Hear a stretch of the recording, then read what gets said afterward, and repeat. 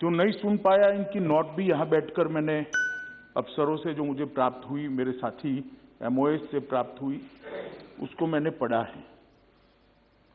माननीय अध्यक्ष जी, मैं इस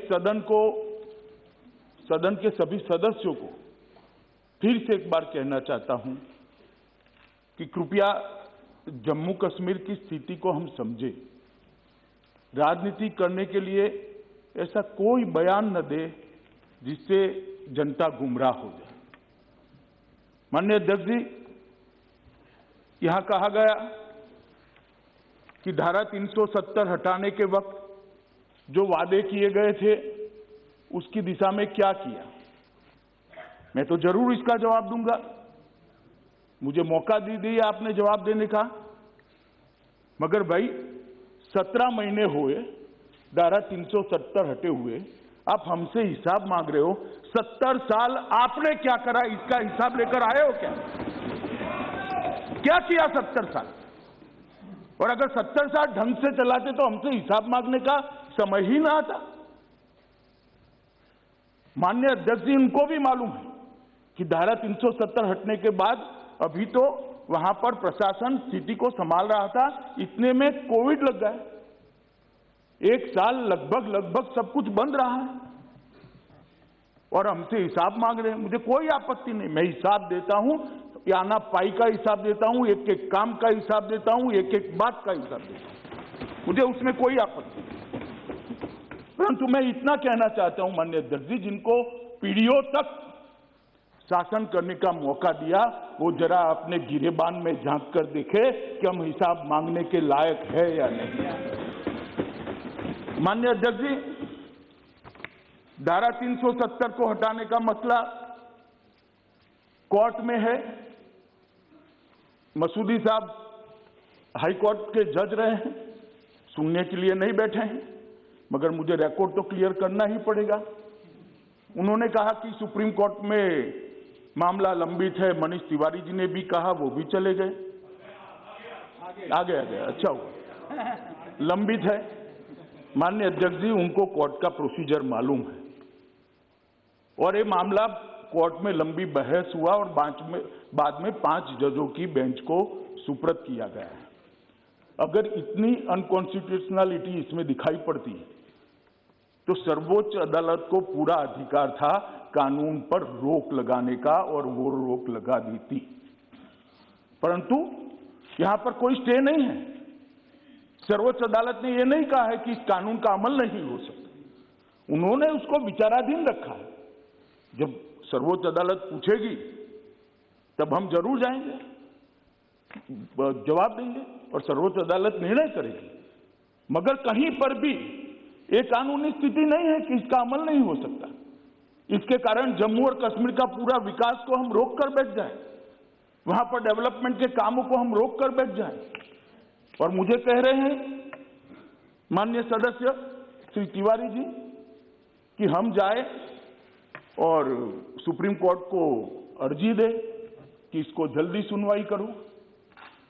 माननीय अध्यक्ष जी, मैं उनको कहना चाहता हूं कि हम तो सुप्रीम कोर्ट के सामने है ही, एक पक्ष लेकर कि इस देश में धारा 370 नहीं होनी चाहिए, इसलिए हमने हटाया। मगर आप तो सुप्रीम कोर्ट के सामने ही नहीं हो भाई, ना हा ना बीच का रास्ता लेकर चल रहे हो और दोनों ओर बोल रहे हो। ये तो आप भी कर सकते थे सुप्रीम कोर्ट में जाकर कि भाई जल्दी सुनवाई करो। ये भी आपको मालूम है कि सुप्रीम कोर्ट आजकल वर्चुअल सुनवाई करता है और जिसमें 70, 80, 100 वकील, एडवोकेट्स खड़े होंगे, पार्टियां इतनी होगी, इसकी वर्चुअल सुनवाई संभव नहीं है। ये आपको भी मालूम है, इसलिए सुनवाई नहीं हुई।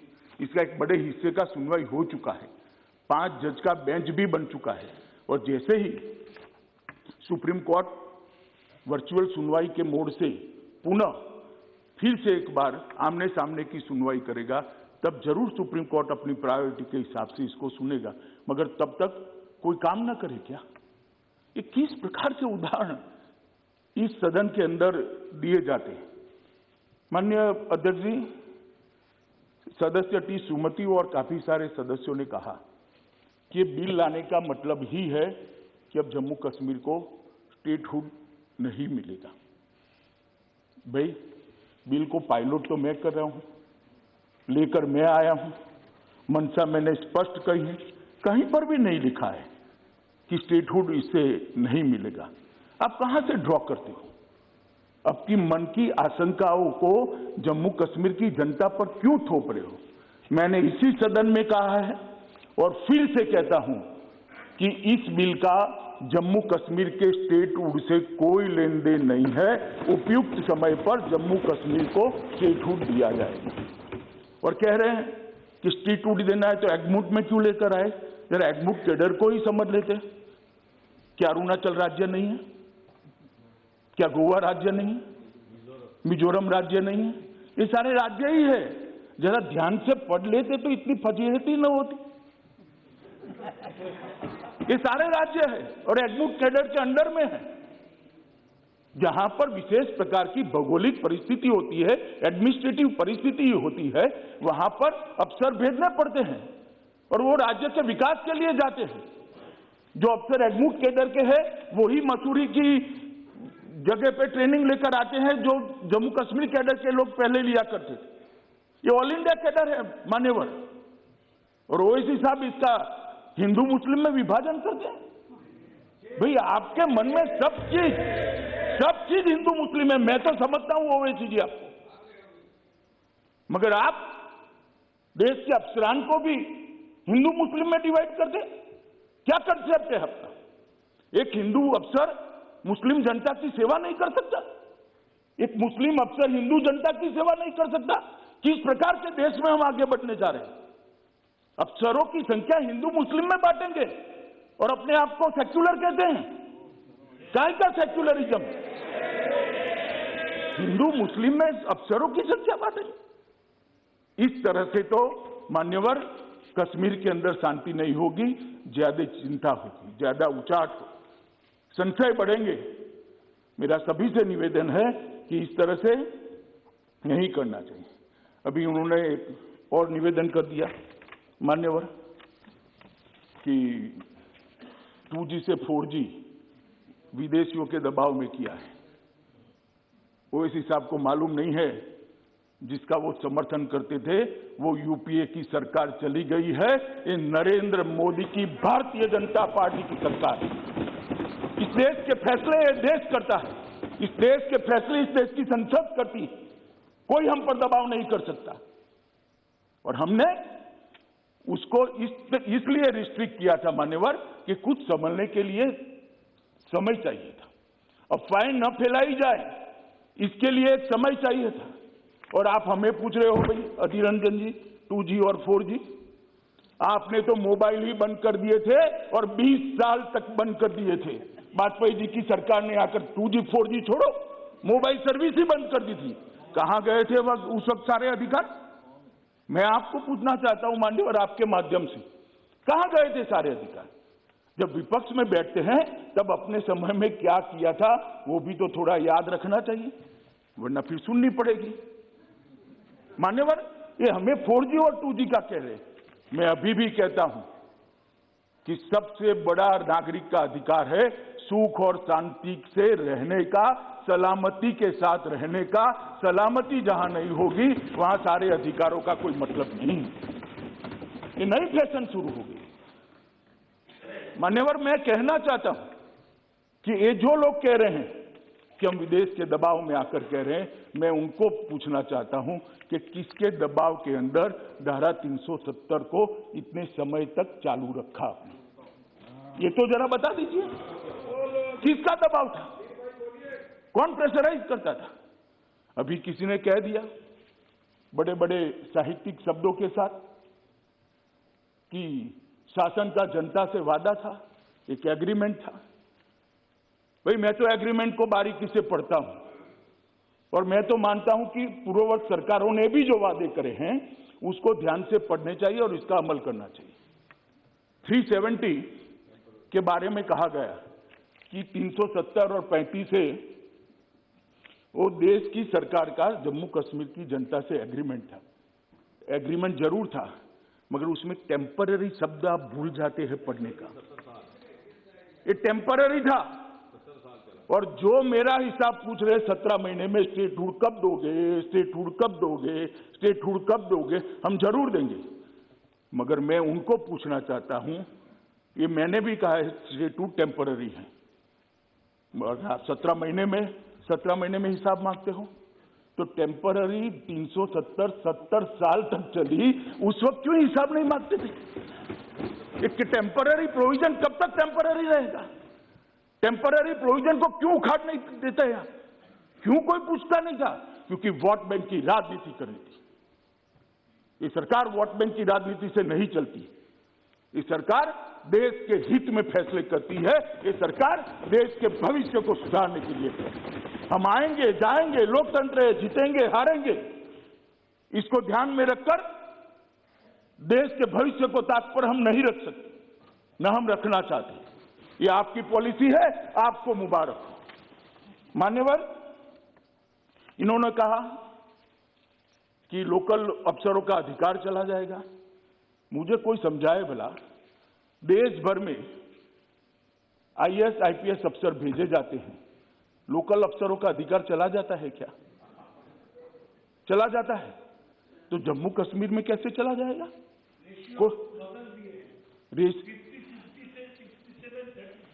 दादा आप ज्यादा पढ़ नहीं सकते, अब मैं समझ रहा हूं।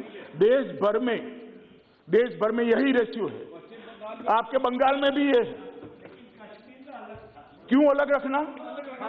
कश्मीर देश का हिस्सा नहीं है। कश्मीर देश का हिस्सा नहीं है क्या? क्यों अलग रखना? और क्या कश्मीरी युवा को देश की ऑल इंडिया कैडर में आने का अधिकार नहीं है? अगर स्कूलों में पढ़ाते, स्कूल जला न दिए गए होते, मदरसों के अंदर बच्चों को जाने के लिए मजबूर न करते, तो कश्मीर के बच्चे भी आज आईएएस और आईपीएस अफसर बने होते। स्कूल किसके टाइम में जल गए? और मेरा हिसाब ले रहे हैं, मुझसे हिसाब मांग रहे हैं। कितने लोग मर गए, ये हो गया, वो हो गया। मनीष भाई, कांग्रेस का शासन याद करो क्या होता था। हजारों लोग मारे जाते थे, सालों तक कर्फ्यू रहता था। और परिस्थिति का आंकड़ों के आधार पर जरा आकलन करो। मैं इसमें जाना नहीं चाहता, क्योंकि तू मैं होती है। कश्मीर में शांति बहुत बड़ी चीज है, और जो अशांति का समय था उसको मैं याद भी करना नहीं चाहता। भगवान करे कभी ऐसी अशांति वहां न हो, और नहीं होगी, क्योंकि अब हमारा शासन। मान्यवर, मसूदी साहब कहते हैं कि 80% जगह पर डायरेक्ट रिक्रूट रखें। तो भाई डायरेक्ट रिक्रूट पर क्यों भरोसा नहीं है? देश के हर राज्य की स्थिति है मान्यवर कि डायरेक्ट रिक्रूट अफसर होते हैं। इसका एक प्रो रेटा है। प्रमोशन होता है जब लोकल अफसरों का, तो वो भी जगह लेते हैं। और ये देश का, पूरे देश का एडमिनिस्ट्रेटिव इंफ्रास्ट्रक्चर इसी आधार पर बना है। अब जम्मू कश्मीर के अंदर चीप पॉपुलैरिटी के लिए ये कहना कि 80% अफसर बाहर के, कोई बाहर का नहीं है, सभी भारत माता की संतान है, इसी भारत में जन्मे हुए। बाहर का क्या होता है? ये नई पैटर्न और नई फैशन विकसित करिए। बाहर का है। दादा आपको नहीं कह रहा मैं, मान्यवर, एक गलत रास्ता है। इस रास्ते पर देश में भलाई नहीं होगी। मसूदी साहब कह रहे हैं कि आपने बोडोलैंड को ये दे दिया, मणिपुर को ये दे दिया, कश्मीर को क्यों नहीं? अरे मसूदी साहब, जरा सच बोला करिए। आप तो जज हो, सब कुछ पढ़ते हो। सभी अकॉर्ड निकाल कर दीजिए।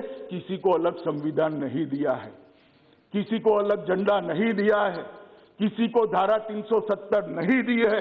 और ये तो हमारा वादा था देश की जनता को 1950 से कि इस देश में 2 विधान, 2 निशान, 2 प्रधान नहीं रहेंगे। और आज मोदी जी के नेतृत्व में हमने इसको समाप्त कर दिया। मान्यवर, इन्होंने विकास की काफी सारी बातें करी, और मैं भी करना चाहता हूं कि धारा 370 से क्या मिला, इसका हिसाब वजीर दाखिला दे, गृह मंत्री दे। तो ठीक है भाई, आपने कहा है तो मैं दे ही देता हूं। सबसे पहला काम हमारी सरकार आने के बाद वहां पंचायती राज का पुनर्स्थापना हुआ है, शुरुआत हुआ है। पुनर्स्थापना शब्द ठीक नहीं है। जब इस देश का संविधान लिखा गया, संविधान लिखने के बाद डॉक्टर आंबेडकर ने जब संविधान का एडिटिंग का भी काम समाप्त हो गया है, एक बहुत बड़ा स्टेटमेंट किया था साहब, इस देश के लोकतंत्र को, वो वाक्य को सुवर्ण अक्षर में मंडित कर डॉक्टर आंबेडकर के वाक्य को रखना चाहिए। उन्होंने कहा था, राजे अब रानी के पेट से पैदा नहीं होंगे, गरीब दलित पिछड़ों के वोट से पैदा होंगे। उन्होंने कहा था, राजे अब रानी के पेट से पैदा नहीं होंगे, दलित गरीब और पिछड़ों के वोट से पैदा होंगे, मगर कश्मीर में आज तक राजे रानी के पेट से ही पैदा होंगे। ये तीन परिवार के लोग ही शासन करते थे, तीन परिवार के लोग ही शासन करते थे, और इसीलिए उनको धारा 370 शूट करती थी। मान्यवर, हमने पंचायत के चुनाव कराए, अभी डिस्ट्रिक्ट पंचायत के चुनाव हुए, लगभग 51.7% वोटिंग हुई, कहीं पर भी गोली नहीं चलानी पड़ी, और मान्यवर शांतिपूर्ण मताधिकार का प्रयोग हुआ। कांग्रेस के शासन के चुनाव कैसे हुए थे मैं इसमें जाना नहीं चाहता, क्योंकि पुरानी बातों को याद नहीं करना चाहता, परंतु कोई आरोप नहीं कर सकता, हमारे विरोधी भी आरोप नहीं कर सकते कि चुनाव में घपला हुआ, इस चुनाव में अशांति हुई, इस चुनाव में अफसर का उपयोग किया गया। सबने भय रहित होकर शांतिपूर्ण तरीके से मतदान किया है, और मान्यवर 51% मतदान पंचायत के चुनाव में हुआ है, और जिन्होंने धारा 370 वापिस लाने के आधार पर चुनाव लड़ा था वो साफ हो गए, साफ। कश्मीर की जनता का मैंडेट भी उनके साथ नहीं रहा, चुनाव हारे हैं। मान्यवर, दिसंबर 2018 में नीचे के पंचायत के चुनाव किए, जिसमें 74% लोगों ने अपने वोट डाले, 74.1%। कश्मीर के इतिहास में इतना मतदान कभी नहीं हुआ मान्यवर। कुल 4,483 सरपंच निर्वाचित क्षेत्रों में से 3650 सरपंच निर्वाचित हुए, 35,029 क्षेत्रों से 33,000 पंच निर्वाचित हुए। अब वहां पर राजे रानी के पेट से नहीं जन्म लेंगे मान्यवर, वोट मत पत्रक से लेंगे, ये इसका सबसे बड़ा उदाहरण है। आज जो पंच बना है, जो सरपंच बना है, जो जिला पंचायत का सदस्य बना है, कल एमएलए बनेगा, किसी की कृपा की जरूरत नहीं है। जम्मू कश्मीर की आवाम उसको अपना नेता बना लेगी और नए नेता चुनकर आएंगे जो विकास में मानेंगे। मान्यवर, ये जो चुनाव हुए, इसके लिए मैं जम्मू कश्मीर की जनता, सभी वहां के सुरक्षा बल, चुनाव आयोग और जम्मू कश्मीर के एडमिनिस्ट्रेशन को हृदय से इस देश के गृह मंत्री के नाते बहुत बहुत बधाई देता हूं कि मोदी जी ने जो करने की इच्छा रखी थी उसको आप सब ने मिलकर पूरा किया है। और सिर्फ चुनाव कराकर हम नहीं रुके मान्यवर, उनको अधिकार दिया है, उनको बजट दिया है। पहले 5,000 रुपया भी सरकार से मांगना पड़ता था, सरपंच को ऐसी स्थिति थी। आज उनको हमने स्थिरता प्रदान की है, पंचायतों को सुदृढ़ किया है, वहां पर अफसर भेजे जा रहे हैं। 21 विषय पूरे के पूरे एडमिनिस्ट्रेशन के 21 विषयों को पंचायतों के हवाले कर दिया गया है और लगभग 1500 करोड़ रुपया सीधा उनके बैंक अकाउंट में डालकर जम्मू कश्मीर के गांवों का विकास का रास्ता प्रशस्त किया। मध्याह्न भोजन योजना उनको सौंपी गई, आंगनवाड़ी उनको सौंप दिए गए, आईसीडीएस पंचायतों को सौंप दिया गया और मनरेगा का काम का मॉनिटरिंग उनको सौंप दिया गया। और एक अभी जो निर्णय करा है एलजी साहब ने, जम्मू कश्मीर की सरकार ने खनन का अधिकार भी पंचायती राज संस्थानों को दे दिया। इसमें हिस्सा भी देश में कहीं नहीं है। इससे वो आत्मनिर्भर होंगे, अपने गांव का विकास करेंगे। ये डिसेंट्रलाइजेशन जो किया है, नीचे तक सत्ता को परकोलेट करने का काम किया है, वो धारा 370 हटाने के कारण हुआ है। 70 साल तक नहीं हो सका है। माननीय महोदय, बीडीसी के अध्यक्ष को डीएम के समकक्ष स्थान दिया गया है। उग्रवादी घटना में मारे गए किसी भी निर्वाचित सरपंच, पंच, बीडीसी अध्यक्ष के लिए 25 लाख रुपए की राशि की व्यवस्था की है और क्षमता संवर्धन के लिए उनकी ट्रेनिंग का भी प्रोग्राम करा है, क्योंकि काफी नए हैं लोग, वहां परंपरा ही नहीं थी। नई परंपरा स्थापित हो रही है, तो इनकी ट्रेनिंग की भी बड़ी व्यवस्था कर दी गई है और स्थानीय निकायों के चुनाव भी कराए गए। मैं इसकी बहुत डिटेल में नहीं जाना चाहता। मान्यवर ये कहते हैं कि क्या फर्क आया। फर्क मैं बताता हूं।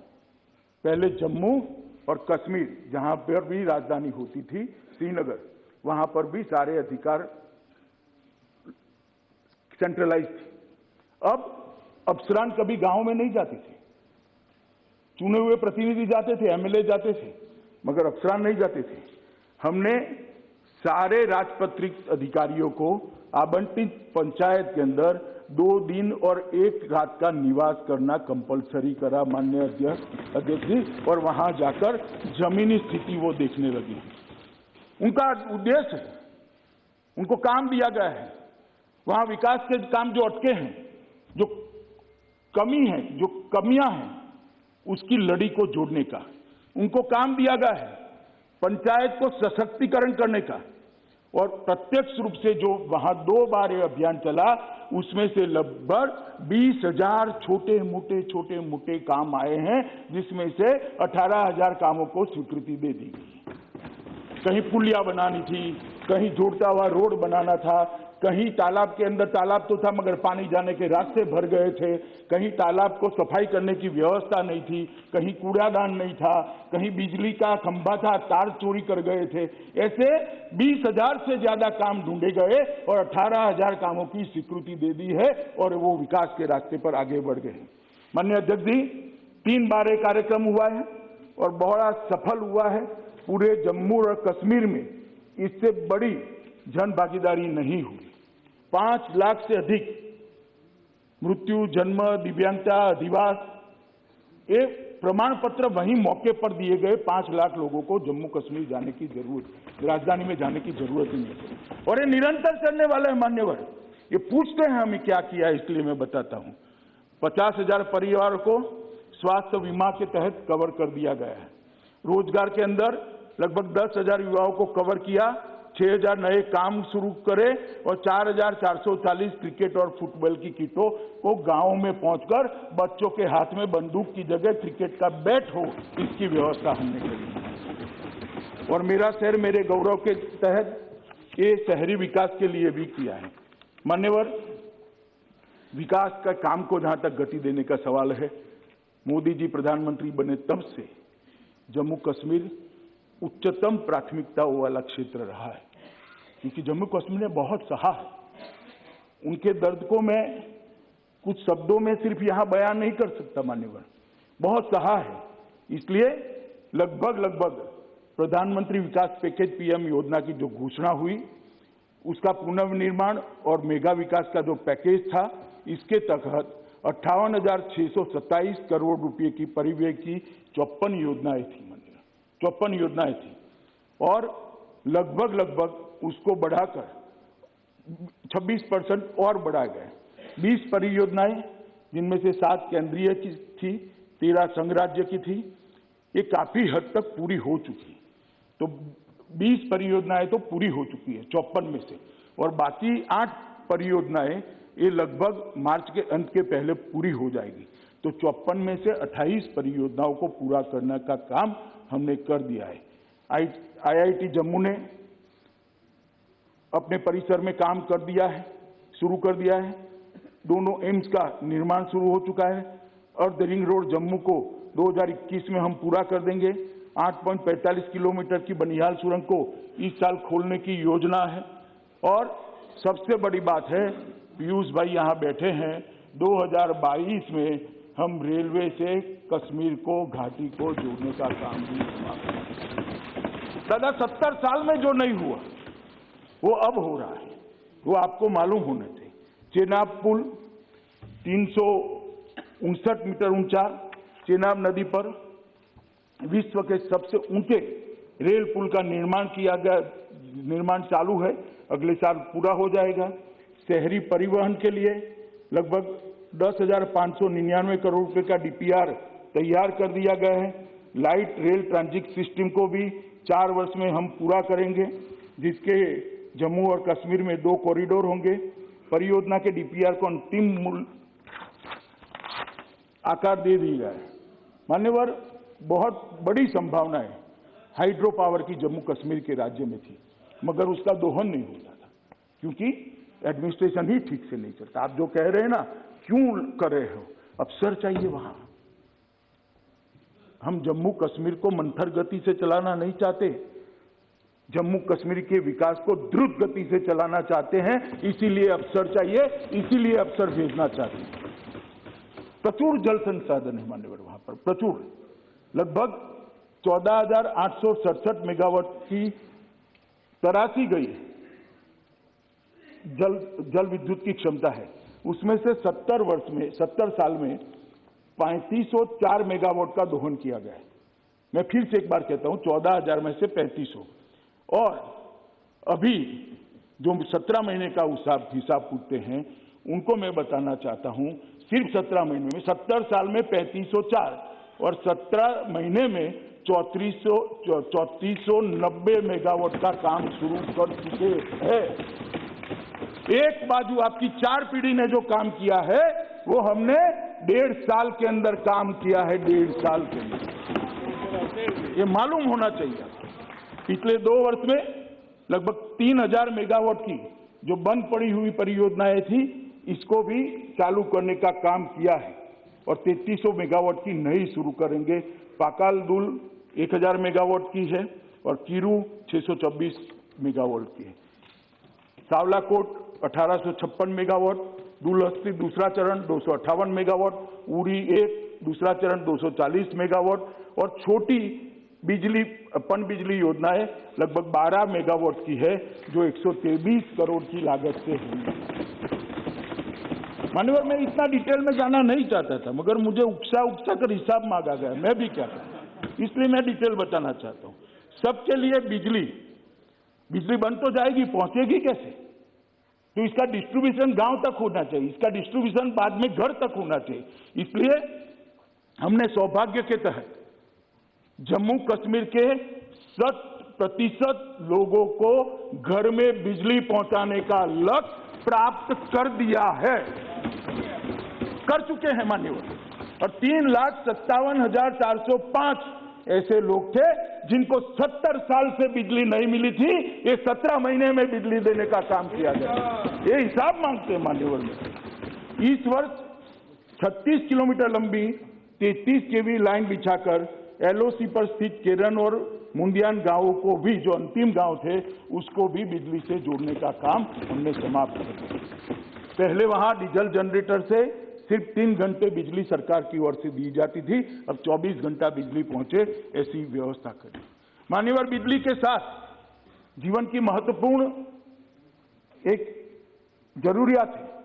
ये 4G को मानते हैं, बहुत महत्वपूर्ण है। मैं मानता हूं जल बहुत महत्वपूर्ण है। जल जीवन के लिए बहुत महत्वपूर्ण है।